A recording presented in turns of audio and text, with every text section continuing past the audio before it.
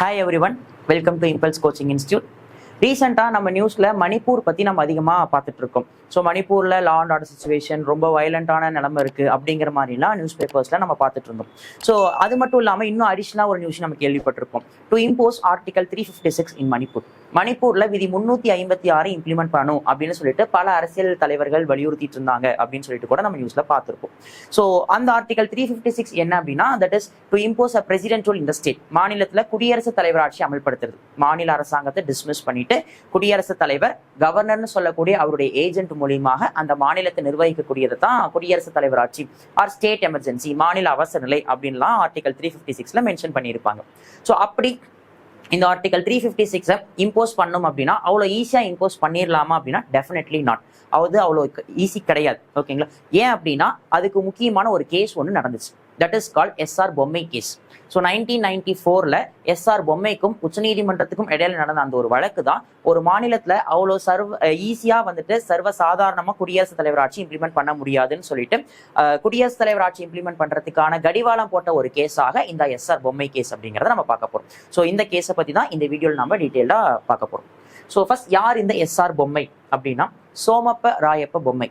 So கர்நாடகாவினுடைய 11வது முதலமைச்சர் from 1988 to 1989 வரைக்கும் கர்நாடகாவுடைய முதலமைச்சராக இருந்திருப்பாரு. ஹி பிலாங்ஸ் டு ஜனதா தளம், ஜனதா கட்சியை சேர்ந்தவர் தான் இவர். ஸோ இவர் அது மட்டும் இல்லாமல் 96 டு 98 காலகட்டங்களில் ஐகே குஜ்ரால் அண்ட் தேவகவுடாவினுடைய அமைச்சரவையில் human resource and development minister, மத்திய மனிதவள மற்றும் மேம்பாட்டுத்துறை அமைச்சராகவும் பணியில இருந்திருப்பார். ஸோ இவருடைய கவர்மெண்ட்டை தான் 1989ல் மத்தியில ஆட்சி செஞ்சுட்டு வந்த காங்கிரஸ் அரசாங்கம் டிஸ்மிஸ் பண்ணியிருப்பாங்க. ஸோ அதுக்கு எதிராக இவர் தொடுத்த வழக்கு தான் இந்த பொம்மை கேஸ் அப்படின்னு நம்ம சொல்றோம். ஸோ ஓகே, ஸோ எதுக்காக இவருடைய கவர்மெண்ட் டிசால்வ் பண்ணாங்க அப்படின்னா கொஞ்சம் பின்னோக்கி அந்த ஹிஸ்டரியை பத்தி நம்ம தெரிஞ்சுக்கிறோம்.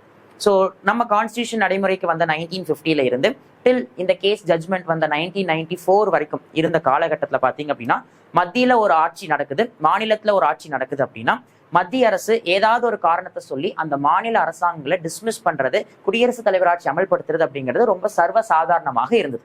அதுவும் லா அண்ட் ஆர்டர் அப்படிங்கிற சட்டம் ஒழுங்குங்கிற ஒரு விஷயத்த காரணமாக வச்சு கவர்மெண்ட் ரிசால்வ் பண்ணியிருக்காங்க.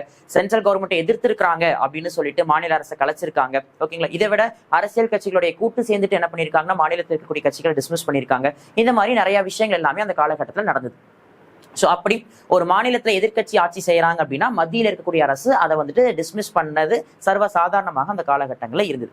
இன்னொரு விஷயத்தை பத்தி அதிகமாக சொல்லணும் அப்படின்னம்னா, மக்களவை தேர்தலில் மாநிலத்தில் ஆளுகின்ற கட்சி ஓரளவுக்கு கம்மியான சீட்டையோ இல்ல அதிகமா தோத்துட்டாங்க அப்படின்னாலோ மாநிலத்தில் ஆளுகின்ற கட்சி ரூல் பண்றதுக்கு தகுதி இல்லைன்னு கூட கவர்மெண்ட் டிசால்வ் பண்ணியிருக்காங்க. ஈவன் நம்ம தமிழ்நாட்டில் கூட எம்ஜிஆர் கவர்மெண்ட் அப்படிதான் 1980ஸ்ல டிசால்வ் பண்ணாங்க. ஸோ இப்படி கான்ஸ்டியூஷன் படி இல்லாமல் சர்வசாதாரணமாக மாநில அரசுகளை டிஸ்மிஸ் பண்ணக்கூடிய மெத்தட் அந்த காலகட்டத்தில் இருந்துச்சு. ஸோ அப்படிதான் மத்தியில் 1989ல் ராஜீவ்காந்தி தலைமையிலான காங்கிரஸ் அரசும் கர்நாடகாவில் எஸ்ஆர் பொம்மை தலைமையிலான ஜனதா கவர்மெண்ட்டும் ரன் ஆயிட்டு இருந்தாங்க. ஸோ எதிர்கட்சிங்கிற ஒரே காரணத்துக்காக ஃபுல் மெஜாரிட்டி இருந்தும் இவருடைய கவர்மெண்ட்டை டிஸ்மிஸ் பண்ணியிருப்பாங்க. ஸோ எஸ்ஆர் பொம்மை என்ன பண்ணார் அப்படின்னா கர்நாடகா உயர்நீதிமன்றத்தில் வழக்கு தொடுத்தாரு. ஸோ அந்த வழக்கு உயர்நீதிமன்றம் தள்ளுபடி பண்ணிட்டாங்க, டிஸ்மிஸ் பண்ணிட்டாங்க. ஸோ உடனே he appeal to supreme court, உச்சநீதிமன்றத்தில் மேல்முறையீடு பண்ணினார். ஸோ அப்படி பண்ணும்போது 1994ல் உச்சநீதிமன்றம் என்ன பண்ணாங்க அப்படின்னா இந்த கேஸ்ல ரொம்ப முக்கியமான தீர்ப்புகள் எல்லாம் சொன்னாங்க. அப்படி உச்சநீதிமன்றம் வழங்கிய தீர்ப்பு தான் இன்னைக்கு பல மாநிலத்தில் எதிர்கட்சிகளுடைய கவர்மெண்ட்டை சேஃபா ரன் பண்றதுக்கு முக்கிய காரணமாக அமைஞ்சது. அதுதான் இந்த SR Bommai case versus Supreme Court in 1994. சரி, இந்த கேஸ்ல என்னென்னலாம் ஜட்மெண்டா சொன்னாங்க அப்படிங்கிறத பார்க்க போறோம். ஸோ இந்த கேஸ்ல என்ன சொன்னாங்கன்னா, அண்டர் ஆர்டிகல் 356 விதி 356 அப்படிங்கிறது it is an exceptional power to union government. மத்திய அரசுக்கு தன்னிச்சையான அதிகாரம் வழங்கக்கூடியது அப்படிங்கிறாங்க. அதாவது விதி 356 படி ஒரு மத்திய அரசு முடிவெடுக்கணும் அப்படின்னா அது கம்ப்ளீட்டா அந்த கவர்மெண்ட் டெசிஷன். ஸோ அதுல யாரும் இன்டர்ஃபியர் ஆக போறதுல it is a complete exceptional power to union government. மத்திய அரசுடைய தன்னிச்சையான அதிகாரம்னு சொல்றாங்க. ஆனா இந்த தன்னிச்சையான அதிகாரம் எப்ப எடுக்கப்படும் அப்படின்னு சொல்லியிருக்காங்க. when there is no absolute majority in the state. அந்த மாநிலத்துல அறுதி பெரும்பான்மைன்னு சொல்லக்கூடியது இல்லாத பட்சத்துலதான் என்ன பண்ணுவாங்க அப்படின்னா இந்த விதி 356 இம்ப்ளிமெண்ட் பண்ணுவாங்க. அறுதி பெரும்பான்மை அப்சல்யூட் மெஜாரிட்டினா என்ன அர்த்தம் அப்படின்னா, ஃபார் எக்ஸாம்பிள் இப்போ நம்ம தமிழ்நாட்டில் டோட்டல் ஸ்ட்ரென்த் ஆஃப் அசம்பிளி சட்டப்பேரவை உறுப்பினருடைய எண்ணிக்கை 234. இதுல 50%, அதாவது பாதி அப்படின்னா 118. அப்போ ஆளுகின்ற கட்சிக்கு 234 எம்எல்ஏக்கள்ல 118 எம்எல்ஏக்கள் பிளஸ் இருந்தாங்கன்னா அதை தான் நம்ம என்னன்னு சொல்றோம் அப்படின்னா அப்சல்யூட் மெஜாரிட்டி, அறுதி பெரும்பான்மை. ஸோ டோட்டல் ஸ்ட்ரென்த்ல மோர் தென் 50% ஆஃப் ஸ்ட்ரென்த் இருக்கணும்.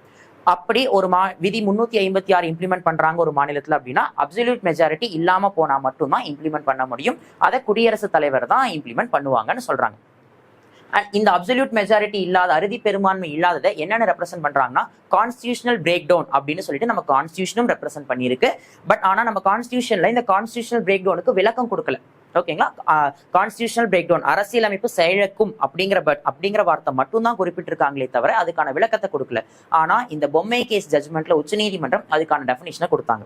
ஸோ கான்ஸ்டியூஷனல் பிரேக் டவுன் அப்படின்னா that is not a absolute majority, அறுதி பெரும்பான்மை இல்லாதது மட்டும்தான் கான்ஸ்டியூஷனல் பிரேக் டவுன் சொல்லக்கூடிய அரசியலமைப்பு செயலிழப்பு அப்படிங்கிறது அர்த்தமே தவிர அதை தவிர மீது எதுவுமே கான்ஸ்டியூஷனல் பிரேக் டவுனுக்கு கீழே வராதுன்னு சொல்லிட்டாங்க.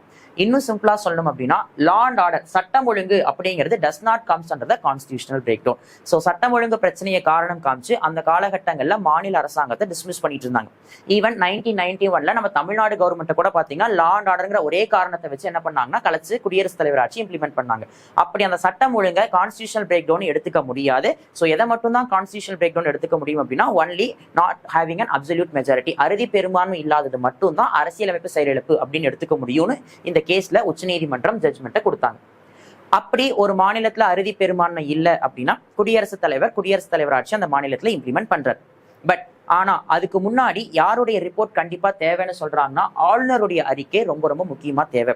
ஸோ ஒரு மாநில ஆளுநர் தான் நாடாளுமன்றத்துல ரிப்போர்ட் சப்மிட் பண்ணணும். இப்படி அந்த ஸ்டேட்ல கரஸ்பாண்டிவ் ஸ்டேட்ல வந்துட்டு கான்ஸ்டியூஷனல் பிரேக் டவுன் அப்படின்னு சொல்லக்கூடியது ஃபெயிலியர் ஆயிடுச்சு, ஐ மீன் அரசியலமைப்பு செயலிழந்து போயிருச்சு அப்படிங்கிற அந்த ரிப்போர்ட்டை சப்மிட் பண்ணணும். இதுக்கு முன்னாடி வரைக்கும் கவர்னருடைய ரிப்போர்ட் இருக்கலாம், இல்லாம இருக்கலாம். ஆனா இந்த கேஸ் படி கவர்னருடைய ரிப்போர்ட் மேண்டேட்டரி. அப்படி இருந்தா மட்டும்தான் குடியரசுத் தலைவர் என்ன பண்ணுவாரு, அந்த மாநில அரசாங்கத்தை கலைப்பாரு அப்படின்னு இந்த கேஸ்ல சொல்லிட்டாங்க. ஸோ நம்ம தமிழ்நாட்டில் கூட 1991 பாத்தீங்க அப்படின்னா டிஎம்கே கவர்மெண்ட் டிசால்வ் பண்ணாங்க. அதுக்கு கவர்னர் கிட்ட ரிப்போர்ட் கேட்டாங்க. ஆனா கவர்னர் ரிப்போர்ட் கொடுக்க மாட்டேன் அப்படின்னு சொல்லிட்டார். பட் அதையும் மீறி என்ன பண்ணாங்க அப்படின்னா டிஎம்கே கவர்மெண்ட் டிசால்வ் பண்ணாங்க லா அண்ட் ஆர்டர் அப்படிங்கிற ஒரே காரணத்தை வச்சு.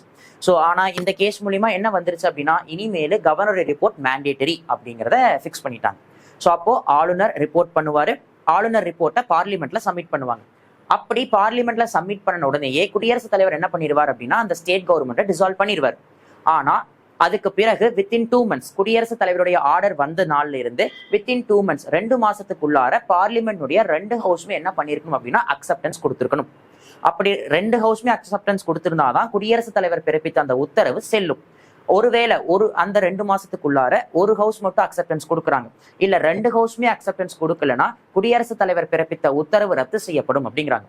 அப்போ இந்த மீன் டைம் ஆளுநர் ரிப்போர்ட் சப்மிட் பண்ணி குடியரசுத் தலைவர் உத்தரவு வருது அப்படின்னா அந்த இடைப்பட்ட காலகட்டத்துக்குள்ளார the state legislature will be only suspended. அந்த மாநில அரசு அப்படிங்கிறது சட்டப்பேரவை அப்படிங்கிறது நிறுத்திதான் வைக்கப்படுமே தவிர முழுவதுமாக குடியரசுத் தலைவர் ஆட்சி அமல் ஆயிடாது.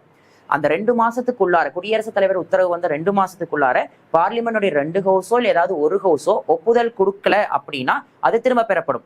ஒருவேளை 2 ஹவுஸ்மே ஒப்புதல் கொடுத்துட்டாங்க அப்படின்னா குடியரசுத் தலைவர் ஆட்சி என்னாகும், அந்த மாநிலத்துல கண்டினியூ ஆகும். அப்போ நாடாளுமன்றத்துடைய ஒப்புதல் வர வரைக்கும் அதை நாம் என்னவாதான் கன்சிடர் பண்ணணும், only the state legislature has been suspended, மாநில சட்டப்பேரவை நிறுத்தி வைக்கப்பட்டது அப்படிங்கிற மாதிரி தான் நம்ம கன்சிடர் பண்ணணும்.